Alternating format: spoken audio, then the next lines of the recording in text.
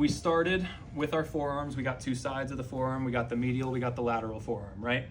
So these are those super complicated muscles that have a whole bunch of joints we can play with. So we don't need to have them hanging off the edge if we're just doing forearms, but we're gonna do everything, so I already got them pre-positioned, hanging off the edge. So we're gonna start like we did with the medial forearm here. These are all your flexors, so we need to extend. So we're gonna stabilize elbow, make sure it is straight, because that's gonna make our lives a little bit easier. And if we want the most aggressive stretch, we're gonna come all the way down to the tips of the fingers, and we're gonna come all the way back until we get to that good stretch. We get to that 4, 5, 6 out of 10. And if we're gonna do the PNF, squeeze my hand, squeeze, squeeze, squeeze, squeeze. 3, 2, 1, good. And we come back and we're holding for 30 seconds again. We should be able to make it a little bit further. Cool?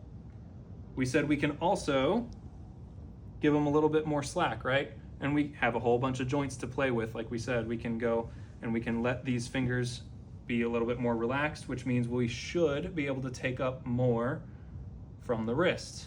But eventually we're gonna reach that point somewhere around 90 degrees where their wrist, just the way the bones work, it's not gonna let us go any more past that, right? So once we get to about here, it's not gonna wanna go. It's that firm end feel. Then we flipped over for the medial side, or sorry, for the lateral side. This is that full fist. So we got fist and flex. We're gonna pronate over, and we start to bring their fist into wrist flexion. And that's gonna be for out here. Could get it anywhere from the back of the hand all the way up to the elbow there. And for this one, if we're gonna do the PNF, get to our good stretch, we hold 30 seconds, and now you're gonna open into my hand. Open, open, open, open. Keep going, 2, 1, good. We relax, and we sink right back into that stretch a little bit further. We said we could also do both of these with the elbow bent. So we could do our forearms up here, however we want, up here, and we can do up here, right? Should most of the time get a little bit more range of motion out of it with the knee bent, not always. Then we had our thumb. I like to position myself facing their feet. One arm kind of in my armpit, elbow planted on the table, and here is where we get that really nice thumb over thumb grip, right? So I got the tip of my thumb in Thenar Eminence, and he's got his in mine, and I can wrap my fingers around to give me a real solid grip on the thumb, get a little bit of that wrist flex or wrist extension, and we start to peel the hand apart. We're pulling his thumb down and back towards me. I'm peeling the hand apart. A little bit of extension, we get to the stretch we want. This is an awkward one to do PNF for. Don't usually typically do it, but if I was going to, I would say I want you to touch your thumb to your pinky. Touch your thumb to your pinky. Keep going, touch, touch, touch, touch. Good, relax. And we peel it back apart, get a little bit further. Then we transitioned into the bicep stretch. So we said bicep does 3 things. It's a shoulder flexor, it's an elbow flexor, and it's a supinator. So we got to do the opposite. We're going to pronate, so palm is all the way down. The more we can get that palm down, the more we can keep this elbow straight, the less we have to crank the shoulder. That's always a good thing. We shimmy that shoulder down a little bit, we get it depressed, we get it retracted, and then we start drawing a big circle. So we're starting up here, we're just bringing it down as far as we can get, and we know his bicep is pretty tight. We're not going to make it super far. But once we get as far as I want, once we get to that stretch, I'm going to plant my elbow onto my leg so that I don't have to hold it in my hand anymore.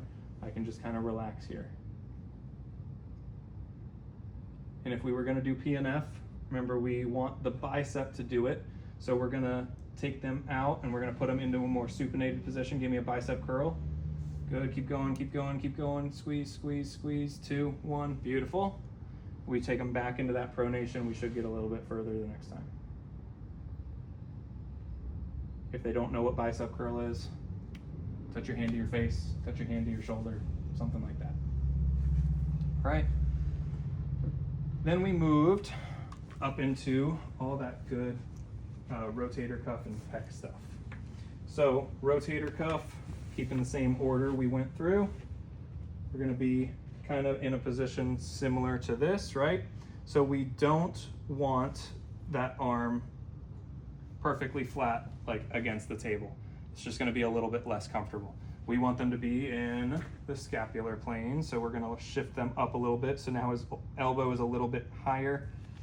We're gonna make sure that shoulder is depressed and retracted as much as we can get. Gonna give him a little bit of that pressure there. We're starting on the outside of the leg so that when we start rolling on top, he rolls more into the center of my leg and he doesn't fall off my leg. We know this one's a little bit tight too. And these are kind of delicate muscles. I don't typically do PNF super often for them. If I was going to though, they're also an awkward motion. So we have to be very particular with our words and our hand placement. So I usually have my fingers wrapped around here, but what we're gonna do with the PNF, I'm gonna open my hand up so that there's only one direction he can go, and I want you to push your wrist into my hand. Rotate your wrist into my hand. Keep going, keep going, keep going, keep going. 3, 2, 1, good. Kind of readjust here, and we get back into that stretch. All right, so that's for our external rotators.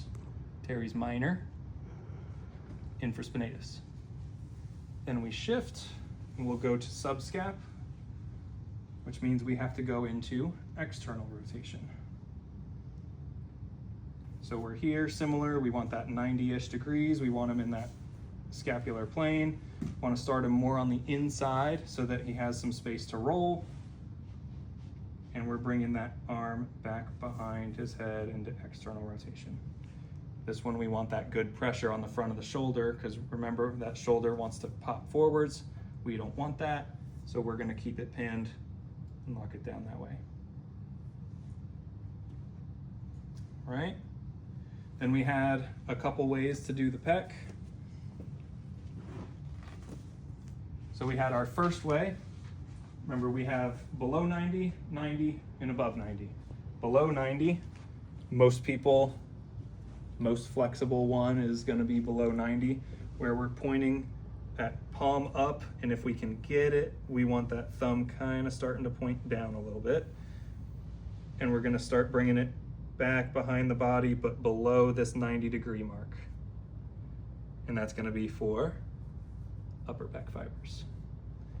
Then we go more into this T position, but my job from here is the same exact as it was, right? We're pointing that thumb down, and we're keeping him in a T, and we're bringing the arm back behind the back. Again, this is going to be a little bit tighter than the other one. For most people, it's going to get tighter as we go. And this is more for that middle fibers of the chest, more of those sternal fibers. Then we come up. Now we break that 90. We're up above 90. We got the thumb pointed down a little bit, and we're dropping back. And you can see how much tighter that is up here compared to down here, how much easier it is to get that far, right? And that's what you will typically see. Not always, but most of the time. For all three of those, our cueing is relatively similar. If we're down here below 90, keeping your elbow straight, I want you to bring this arm towards your opposite shoulder. Yep, keep going, keep going, keep going. 3, 2, 1. We go back into that stretch. If we're straight across, same idea, keeping that arm straight, come across. If you're working with someone who knows what it means, you can tell them pec fly. So give me pec fly towards that opposite shoulder. Keep going, keep going, keep going. Squeeze, squeeze, squeeze. Good, relax. He had a lot of bicep activation on that one. It's all right, because I know the pec is still going too. And then finally, we had above 90. This one is the one where it changes just a little bit, because we want this hand going towards opposite hip instead to get more of those lower fibers. So we're gonna get our good position here. Might give him a little bit of slack. Bring this hand towards your opposite hip. Good, relax. and we sink down into that just a little bit more. We went through a lot today. Yeah. Now we're moving up. I'm gonna do the twisty one last just because we're already in this position here. We're gonna go up into what we did with the lats, teres major, and the tricep. So lats first because it's the easiest and we can check a lot of things while we're checking for the lat. So we make sure that shoulder's depressed all the way, nice little clunky in there. And we start bringing it up overhead. And remember, we're kind of letting the arm go kind of where it wants. We're letting the tricep and the elbow do whatever it wants. But as far as like direct flexion versus flexion and abduction, kind of try to take the path of least resistance to give the shoulder the most grace in terms of pinching in that AC joint. When we get to where we want, we hold that stretch. And again, if we reach the table, we're good. We don't need to go beyond the table, that's plenty. But we get to some stretch, I feel some resistance here. And what we're gonna do, push your elbow into me.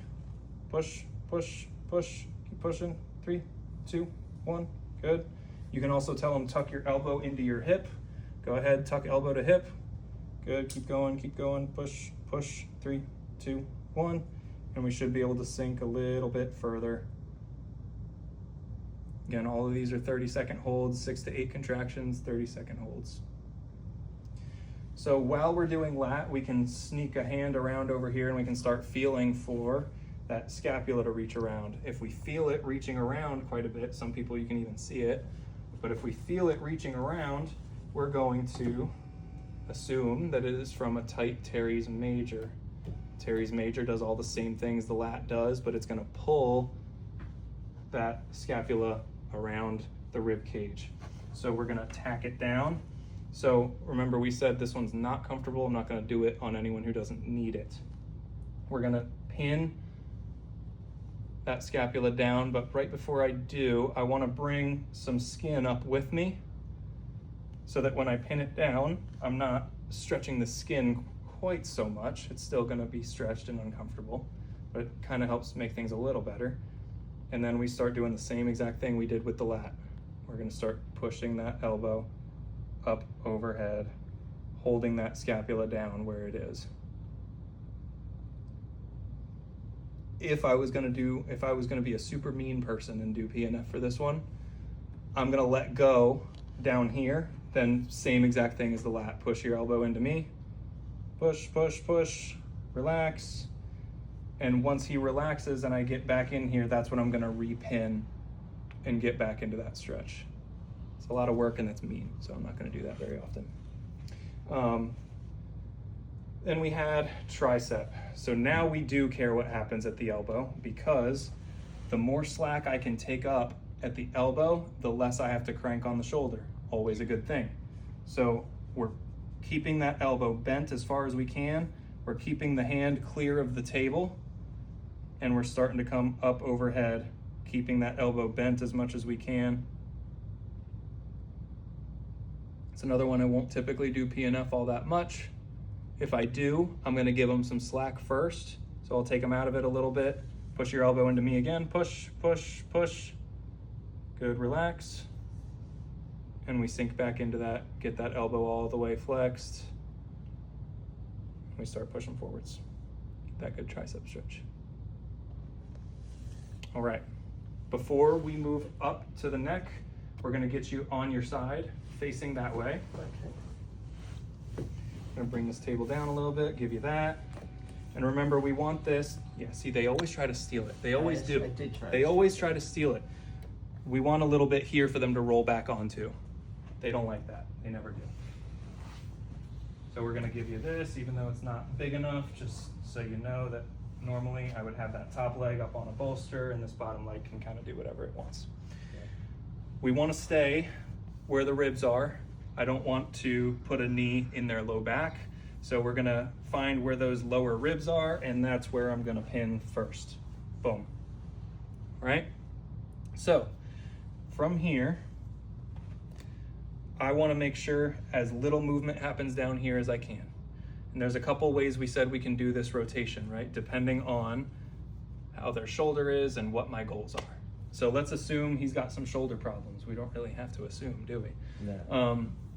So the first way that I'm gonna do this is to leave his arm down by his side, and I'm just gonna say, give me a big deep breath in, all the way back out. As he's breathing out, I'm bringing him over my leg.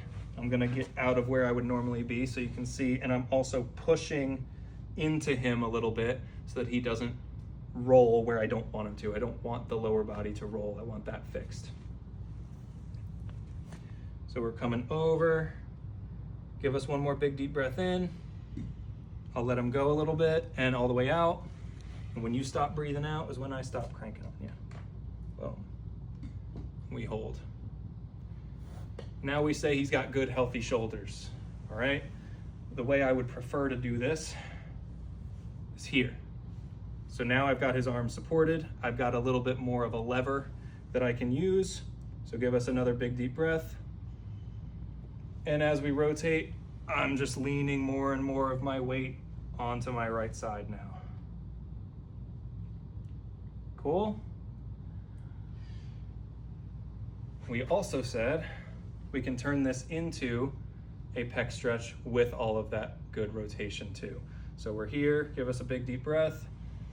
We're coming over, and we can choose whichever angle we want. We can do that below 90, we can do the 90, and we can do the above 90 with this extra rotation that we got here.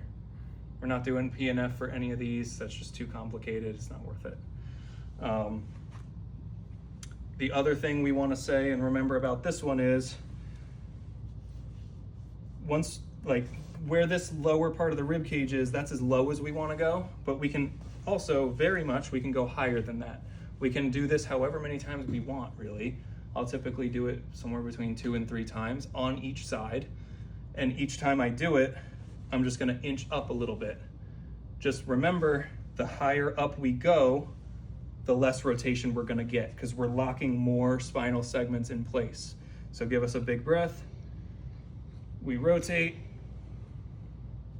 You see, we don't really have much left to go there. So the higher up you get, the less rotation we expect. It's just normal. Okay, let's get you back on your back. And we moved up to the neck. So come on up this way. All right. So these first couple are the ones that kind of skeeve us out the most, the ones we got to be the most like aware of what we're doing. And those are the platysma, the front scalene, the very front part of that upper trap, and the SCMs. So first time we do these, relax your head. I can feel you holding your head up. The first times we do these, we want to make sure their eyes stay open so we can look for any of those like signs that they're getting lightheaded or that they're going to pass out. And we want to also make sure they don't have vertigo because this can easily put them into a spinning fit of rage. So we're imagining a line from jaw to collarbone, and we're just trying to lengthen that line as much as we can. So how do we do that? We extend, we laterally flex, and we rotate. And we're just gonna bring them back, keep those eyes open for us so we know you're not gonna faint and pass out, but keep those shoulders from following us. And we're really letting gravity do just about all the work here. I'm not gonna apply very much, if any at all, over pressure into that. I'm just gonna let gravity take it, and I'm there to support it. And then we would repeat that on both sides. Then we have the simple one. Nose stays pointed straight up towards the ceiling. I like to get a grip here, right? So I can pull that little bit of traction. I'm gonna get on the other side here so I can use my body. One arm to pin the shoulders down, and we come off to the side here this way. And get that nice stretch somewhere between the ear and AC joint on this same side that I'm on over here, on his left side. Then we have same idea, my body position, my hands stay the same. We're just gonna rotate a little bit, so 45-ish degrees. And we're tucking chin to shoulder. here. So it's a little bit more of the back side of the upper trap, a little bit more levator scap, kind of shifting into the ones that people probably don't need quite as much. Right, then we had just straight rotation that we could do. So relax, you're holding your head up again. And we can see how far they can rotate side to side. So not quite as far, not quite owl-like, but plenty far enough. Check both sides.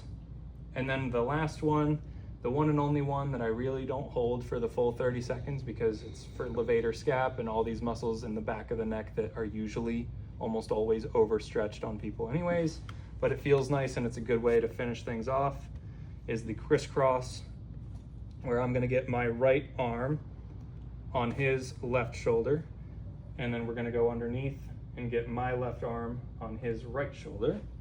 So I've got my hands crossed here, and whichever one of my arms is the top arm, I'm going over towards where that hand is on that shoulder. That's just gonna be the way his head naturally wants to go, because you can see this angle here my top arm is making is kind of making his head go that way. So we're stretching more of his right side now. Hold that maybe 15, 20 seconds, pin those shoulders, and then we come out and we're gonna switch, get underneath, pin, and start to stretch up chin towards chest. And now we're getting his left side a little bit more.